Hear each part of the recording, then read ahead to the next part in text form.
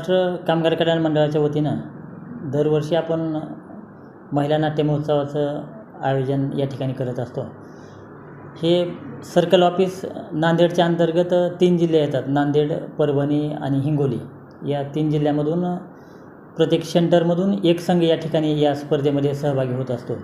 आणि याच्या माध्यमातून महिलांनी फक्त घर किंवा चूल आणि मूल एवढंच न करता त्यांना कुठंतरी एक व्यासपीठ उपलब्ध करून द्यावं. त्यांच्यामध्ये जे सुप्त गुण आहेत त्या गुणांना कुठंतरी वाव मिळावा या हेतूनं महाराष्ट्र कामगार कल्याण मंडळ हे या महिला नाट्य महोत्सवाचं आयोजन करत असतं.